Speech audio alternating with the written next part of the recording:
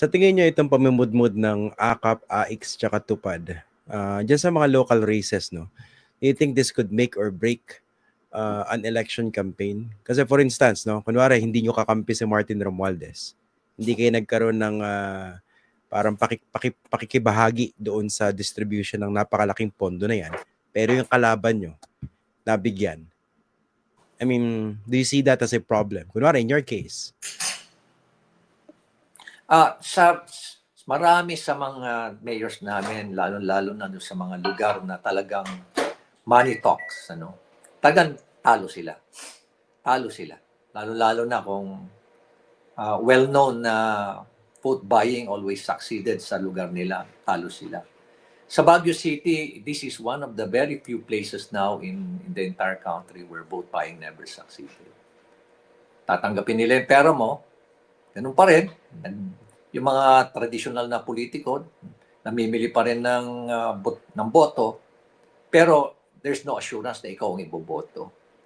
Kaya, sabi ko nga, lagi ko ang sinasabi, kung ako tumakbo, let us say, sa lugar na pervasive ang vote buying, ay hindi ako mananalo. Pati siguro sa barangay, baka hindi ako manalo. Swerte lang ako, tumakbo ko dito sa Baguio. Kaya talagang siguro may pagkakataon ako manalo dahil sabi ko nga, Baguio is one of the very, very, very few places na lang. And just to emphasize, very, very few places na lang where vote buying never succeeded because we have a different type of voters in the city of Baguio. Okay. So dito, satisfied ba kayo dun sa move ni BBM na i-retain yung 26 billion for AKAP pero subject to guidelines by different government agencies? I think pati NEDA in-involve niya rito. Yeah, yun ang maganda doon. Meron na siyang provisions o meron na siyang guidelines kung paano i-disburse yung pera. Malaking bagay na yon sa amin. Pero nga, paano po ba dapat i-audit yung previous disbursement nitong AKAP program na ito? Yan na ang hindi ko alam. Kaya nga, hindi kaya bordering on corruption to, di ba? Paano ka nakapag-disburse ng AKAP program na unang-una wala palang guidelines? Wala palang guidelines. Kaya nangyari, indiscriminate yung pag-distribute nila ng pera. Ganun ba yun? So, nakakatakot. And looking at the huge amount that was actually involved, especially in 2024, dapat talaga may imbestigan nito. May imbestigan din dapat to. Pero sino mag-iimbestiga? Sino mag-iimbestiga? Para mahirap sagutin yung tanong nyo, no? Sino mag-iimbestiga? Yeah. Yung mga senador nung simula ayaw nila sa AKAP. Pero nung BICAM, binigyan sila ng 5 billion, naging 26 billion yung AKAP, okay na kami dyan. Yun nga nakalungkot no?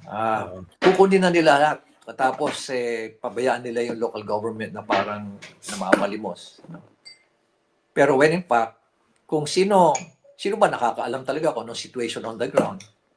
Yung local government, di ba? Yung mga local chief executives. Kami naman talaga nakakaalam Pero they don't confer with us most of the time except kung in good terms yung congressista at yung mayor o yung local chief executive. Pero pag they're not on the same party, hindi talaga. They will not share data, wala talaga. Walang collaboration. Walang collaboration. So ang hirap, napakahirap ng sitwasyon.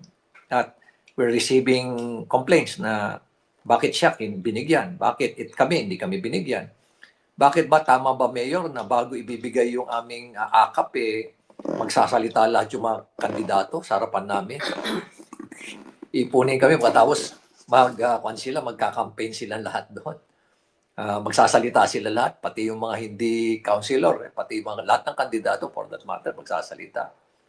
At ngayon na nababago na yung sistema na dahil nga medyo naghihigpit na si Secretary Gatchalian na bawal na yung politiko magbigay, meron na naman silang bagong scheme ngayon.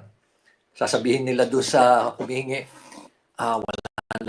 wala na sa amin, pero yung pera ni Kong nandun na sa DSWD, kaya ito na lang ang gawin niyo, punta na lang kayo doon at yung pera ni Kong, DSWD na magbibigay sa inyo. Mga gano'n, ang gagaling talaga na Pera ni imagination. Kong, Pera ni Kong ang term, Yun ang term na ginagamit, pera ni Kong. Ano yun? Kailangan din ng referral letter Ay, to normal na DSWD? yan, Kuan. Normal na yan. Normal na yan, Christian. Lalo-lalo na sa mga projects ng DPWH. Ang sasabihin sa'yo, pera ni Kong ang ginamit dyan sa project na yan. Sa barangay na yan, project ni Kong yan. Yung kalsada na yan, kay Kong yan. Pera ni Kong yan. Ganun lagi yan. Ganun ang normal na salita na ng, kumbaga, parang common term na lang, or common terminology. Okay. Mayor, gusto ko kong tanongin dito, no? Kasi binabasa ko rin yung comment section dito sa ating live episode. Meron mga sumusuporta sa inyo, meron mga bumabanat. How do you feel about this? Yung pagbanggit nyo dito sa mga questionable practices sa AKAP, AIX, tsaka TUPAD, kinatutuwa ng mga Duterte supporters at ginagamit nila against BBM and Martin Romualdez. On the other hand, ito naman ay pinagpupuyos ng mga supporters ni BBM at saka ni Martin Romualdez. Kasi yun ang konteksto natin dyan, di ba? Magkaaway yung dalawang dambuhalang political dynasties na yan. Pero itong issue na binabanggit nyo, nagagamit ng isang side against the other. How do you Alam mo, feel about it? iba naman yung motive namin eh. Ang motive namin is ayusin tong gobyerno na to promote governance, promote good governance, and talagang conduct an extensive campaign against corruption. Alam mo bakit ginagawa namin to, Christian? Ano? Dahil 5 years from now, 10 years from now, sino magsasuffer? Kung hindi tayo iimik, kung hindi kami magsasalita, tatahimik na lang ako. I'm now in a position to do something about it, to influence something, tapos to create a better Philippines, a better government. Tapos hindi ko gagawin. Ano lang mangyayari 5 years from now, 10 years from now, when our children are suffering, our grandchildren are suffering, ano sasabihin nila sa atin?